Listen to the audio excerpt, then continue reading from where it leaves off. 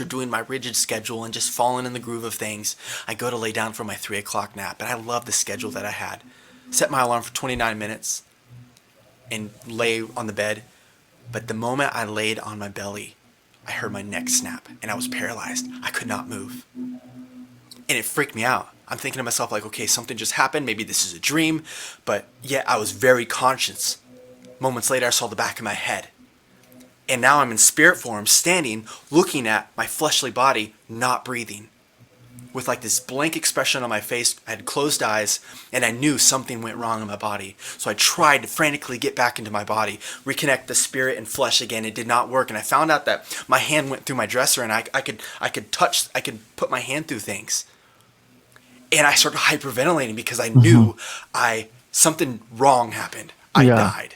Yeah. And I'm panicking because I didn't like the timing. I said, no, this is not supposed to happen. I'm 20 years old. Like, I have a life ahead of me. Like, I have things I need to do tonight. I had choir practice the next day. And like, I started panicking. So I just run right through my wall. And it's like this light wind. And I started yelling at this lady. I said, help. My body's in the bedroom and I need help. I'm not breathing. Something's going on. And she just had this glazed look on her eyes. And she just walked right past me. Wow. Because the wash house was in the middle. And I'm thinking to myself, like, wait, she can't hear me. And all of a sudden, my hearing was opening up. And it was like a cheese grater on my nerves, the amount of information that started coming at me. And mind you, it's as crystal clear as this right now. And it's just that you could slip through things. Like your hand. Yeah, that's wild. There was no holding back. And I fully understood I was a spirit. Yeah. But I could hear things from miles away. I heard a car starting in a nearby town. Wow. I heard children laughing. I heard someone talking about dinner, and it was specifically about spaghetti.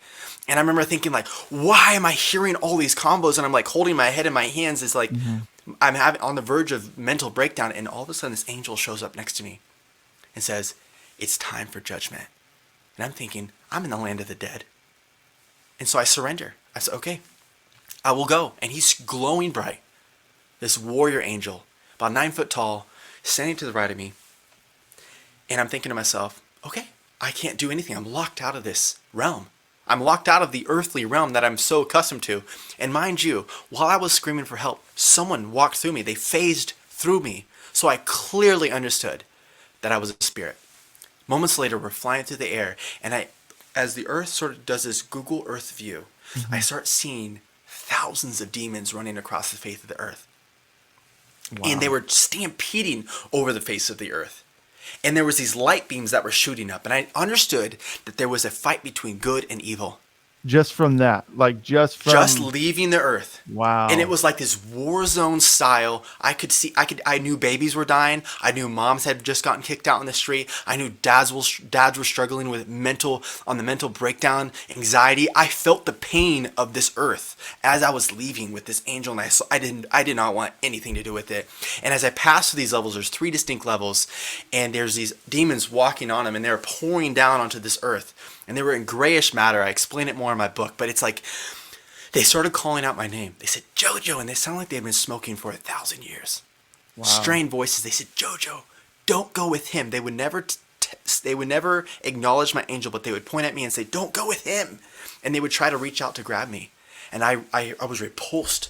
And I actually actively chose not to go with them. I knew I could join that evil horde or go with this angel to the unknown. To judgment, whatever that was. Yeah. I'm terrified. I'm like, I could not process the information that's happening. There was this fight against good and evil. I knew the good that was on this earth was from God. I clearly understood that. And now these demons are trying to get me. They're trying to get me to go with them. And I said no, and moments later we go away, and the sound dies off as it gets further and further away, and the earth just goes into this small little globe, and then just becomes like this little pin. The moment the earth sort of disappeared from view, my body collides into a wall of water. And why I hit a wall of water, I cannot explain. But now I'm suspended in this wall of water. And the angel's now in front of me. And he has these massive guns. He's this warrior angel. Just like in Psalms it says, God wraps his mighty arms around us. This guy had mighty arms. Looked like even in 1,000 battles. Yeah. Because I could see like there was like maybe a little bit of scarring, but it was like glowing. Like he had been through a lot. Yeah, but he was a beefcake angel. He was total beefcake. Oh, 100% shredded, like way bigger than Dwayne The Rock Johnson, like so huge. And I'm thinking to myself, like, I'm holding my breath in this wall of water. I'm thinking to myself, like, why am I in this wall of water? And he said, you cannot go where we're going with what you have inside of you. You must let it all out. And I realized that in my body, I had this earth attachment. I had this earthly attachment that I was not letting go. I did not want to go to where we were going. And so after moments of fighting and struggling, I finally surrendered. The moment I surrendered, we were transformed through that wall, and below us, with clouds around it, was a stadium structure that was coming through the clouds, and it was glowing brighter than the sun. And I was like, I could not see right. I had to shield my eyes because of the brightness, and we started descending like a car going over a hill. It was like that tickly feeling in my stomach. I remember thinking to myself, like, we are dropping fast. Moments later, we land in the throne room. I had the understanding it was the throne room, and the first thing I see is this tile at my feet. I'm stepping on it, and it was clear epoxy with like this golden jeweled rose and like these other flowers that were hanging in this like clear tile. And this artist had spent who knows how many hours designing this masterpiece, and there was countless of these tiles. That was the floor of the throne room, from my understanding. I looked to my right, and there was thousands of angels, all emotionless. There was no emotion on their face. They were just standing like Marines in dress blues. They were at attention. I looked to my left. Into my frustration and my religious spirit and my fear mentality, I see God sitting on a throne, doing nothing, sipping out of a massive coffee mug. What? Yes. And that's awesome.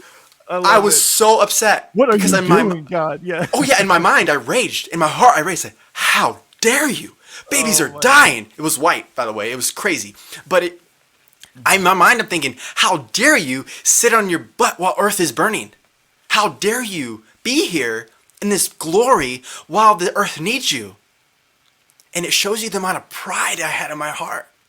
And it's terrifying that someone can get to that point in life where they can look at the Creator and say, how dare you? That's what the devil did. That's what the Pharisees did to Jesus. And so now I'm in the throne room. Moments later, this surround sound voice comes. It's deep. It just like comes out of every single direction. Let judgment begin. And I'm terrified. But even though I'm terrified, I'm starting to become attached to this heavenly atmosphere because it's peace. There's not this cheese grater feeling on my nerves anymore like I felt on earth. And so judgment begins, and my life pops up in these 3 huge holograms. They're about 12 foot tall, and my life started playing for everyone to see. When I was born in 1995 in Lake Dallas, Texas, I saw myself clearly as a little baby. I'm so sorry. Excuse me. I clearly saw myself as a little baby.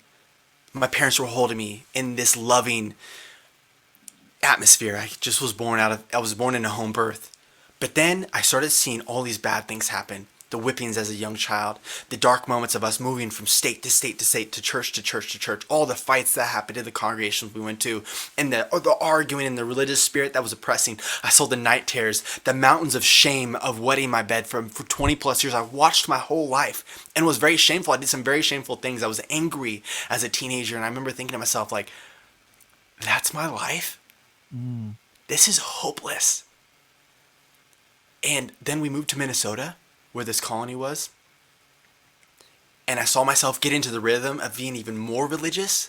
I saw myself where I would write the music and then I would get attacked for it. I saw the discouragement piling up. I saw the accident happen in the hockey rink, and I remember thinking to myself, like, this is happening. This is all legit. Then I saw myself take the nap, lay on my belly, and I heard my neck snap again. And then everything closed up. That was the end of my life. And I remember thinking, like, that was awful. The next thing I hear is a surround sound voice. Is his name in the book of life? And I'm thinking to myself, like, I forgot about the book of life. Because in Revelations it says, if your name is not found in the book of life, you will be cast out. And that is not a good thing. Because at this point, I'm getting even more attached to God's presence. Because it is pure bliss. But yet this religious spirit in me is having this war. This fear mentality, this fear mindset is like, I'm the dirtiest thing there. Like, I feel like a pile of dung compared to everything that's happening around me. Yeah. This angel next to me is holding this huge book, and it's illuminating. and he's reading through all these names, and it feels like hours pass. At this point, time felt like three-ish days had passed. That's how long everything felt. Yeah. And all of a sudden, this electrifying sound comes out of everywhere, and I heard the name JoJo. And God leaps off his throne, he's now facing me, and says, JoJo, I'm here to show you who I truly am. You thought I was this way, but I'm here to show you who I truly am. He said, this is how I see you. And he plays my life over from the very beginning. These huge screens pop up again, and all of heaven starts rejoicing. And I see my life when I was born again. And he showed me when I was giving my sibling a glass of water. He showed me when I was helping our neighbors harvest their fields and their fruit trees. He showed me when I shared the gospel in love to someone else. He showed me all these moments when he saved my life from premature death. He showed me how his hand was laid upon me. And he showed me how he felt every single bit of pain and every ounce of depression. He showed me how he walked with me all those years. And I started weeping. I started like, how are you doing this? Who are you? This is not how I originally saw you as. How can you be so loving? How can you be so forgiving? I've hated you. I've hurt you. And he showed me where, oh man, it just was insane. I'm getting shot with this virtual hug, and God is just blasting me with his love. And I started realizing that God was everywhere, and that he's been there, and he's felt every single abortion every baby has gone through. He's felt the pain of the mothers. He's felt the pain of a father that can't pay the rent. He feels that terror. And that's what, basically, that was the omnipresence that God is. He feels your pain just as much as he's everywhere. He can relate to you because he feels it. And I was like, so you were there when I would wake up in the morning after I had wet my bed for the 100,000th time when I was 20 years old. Like you were there when that mountain of shame came to attack me. He said, yes, I've borne it all with you. And as I'm crying, these huge droplets were hitting the floor, and God was catching them. And I'm like, how are you catching these tears? I'm looking up, and his face was brighter than the sun. His face never came into focus. It's just like Revelation says, his face was brighter than the sun. And I was like, how are you catching my tears? And I was instantly reminded that in Psalms, he says, he catches our tears and puts them in a bottle. And it was so crazy that while I was having this vision, this death experience, that I had so many scriptures lining up. And as I'm in the kingdom of God, I look up, and as the angels were celebrating, they were saying, holy, holy is the Lord God Almighty. Praise be to the Lamb that was slain forever and ever. And they were like, some were bowing down, others were shooting rocket launchers, and it was a riot. And there was like this Coldplay, Lauren Daigle, Lecrae style music just booming over heaven, like this. It was like this dance music almost, and I was uncomfortable with it. And all of a sudden, that uncomfortability of like, oh, the elders wouldn't approve of this. God took that away from me. He's like, you don't have to feel that anymore. You don't have to feel that fear. And as I'm looking down at myself, God's still hugging me at this point. I see bitterness fly off. I see pain fly off. I see hurt fly off. And it's like metal slag just leaving my body. I saw the old man being consumed and dissolved, and the new man being created on the spot. And it was just, I was being forgiven for the mountains of religious junk that I had piled up against God. And he just shattered it. Dude. I'm forgiven now. I'm accepted into his kingdom. He's telling me I'm his beloved son. And he says, Jojo, you know all those songs that you wrote growing up? Those were inspired directly from me. And I'm thinking to myself, you were there at 2 a.m. in the morning when I felt the urge to write a song. That was you prompting me. And I was just blown away. God showed me so many other things, but it was just fascinating to see like his intentionality with me every single step of the way. My life ended when I took that nap again, and my neck snapped, and it was like everything closed up. But now I'm in heaven. Now I understand that for all of eternity, God showed me that I'd be able to study his word and music. And I was fascinated at that point because I knew God was a just God. I knew God was a righteous God up to that point. But when he told me, I want you to study my word and music, that's when I knew he was a good God. He was a good father. And the previous fear mentality of just being terrified of what God was just shattered forever. I never once felt an ounce of fear from that moment on. dude. And I started having this uncomfortably close relationship with him. And he started asking my angel a lot of questions about my teenage years when I went through puberty. And it was so uncomfortable hearing them talk, but yet everything was holy.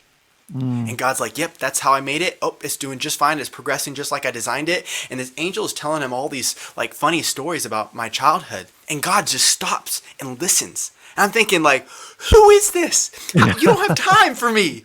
And yet he's stopping time for this moment to take interest in my 9th birthday when my parents were talking about like, wait, how many candles do we need to do? Like they had to question themselves because they had so many kids. Like that one little split moment that they were like asking my age again, God thought that was so hilarious. He's like, yeah, because they have so many kids, they can't get his age straight for just like that split moment. And obviously my parents got my age right for my birthday, but like that little moment God saw. And so many other moments happened like that.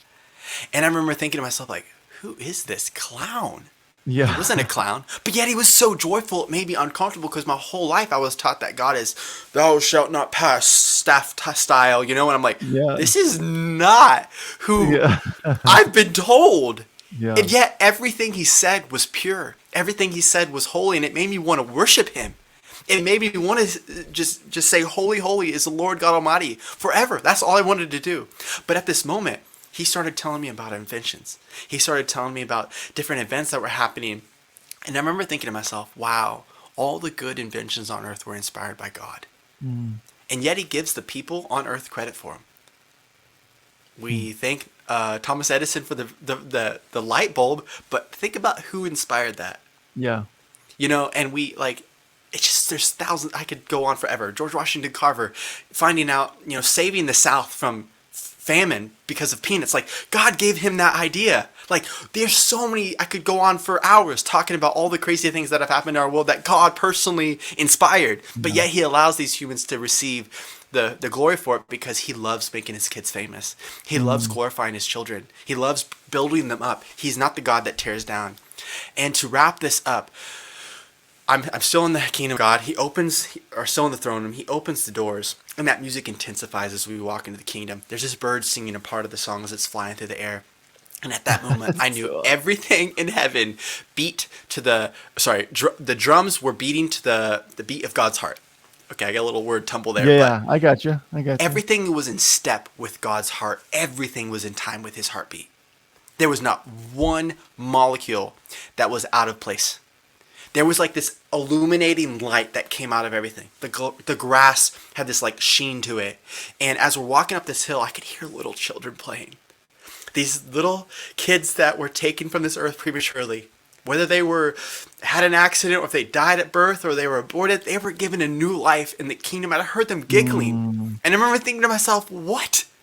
And I heard adults, grown voices, talking about plans for this massive city. And I could hear this huge structure, this huge land being developed over the hill. I could hear that. And at any moment, I could taste the music if I wanted to. I could like bite the sound and like taste it, and it tasted like it was like this like liquid Jolly Rancher favorite flavor watermelon blast. It was just nuts. And for time's sake, I want to just let the listener know that God personally places his desires in our hearts to glorify him.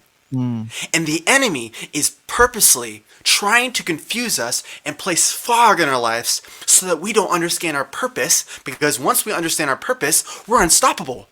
And moments later, some lessons were cued and I started learning music theory. And I woke up right after the lessons began. I learned a number of things that I can explain. They take a while to explain, but it was just, I woke up. I'm now laying on my bed.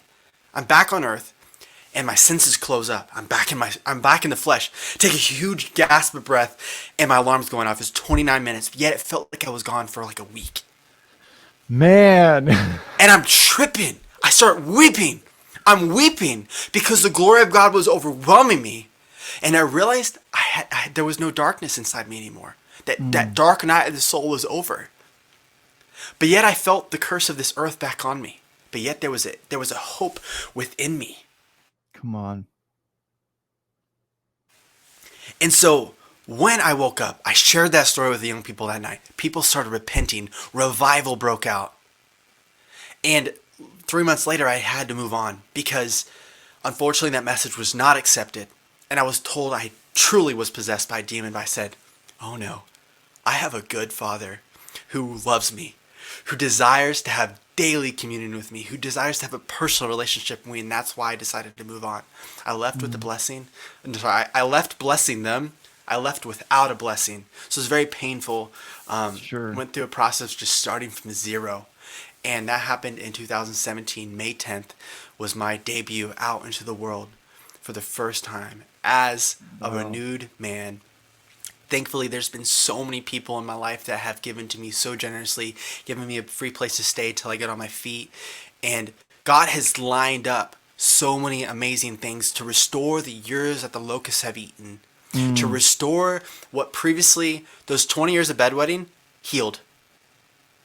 For the last 6 years, never had an issue with that. Wow.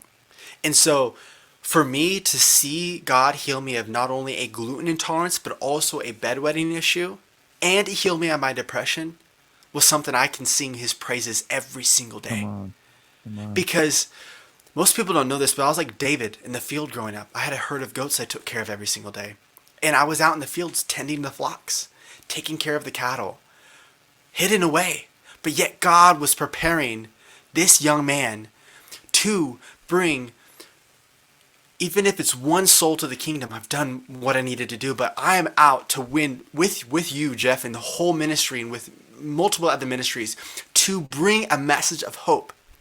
As Ben Corson of Hope Generation says there in Oregon, he said, we're hope dealers, and we're bringing the gospel of Jesus to this generation because we're not meant to live hopeless lives.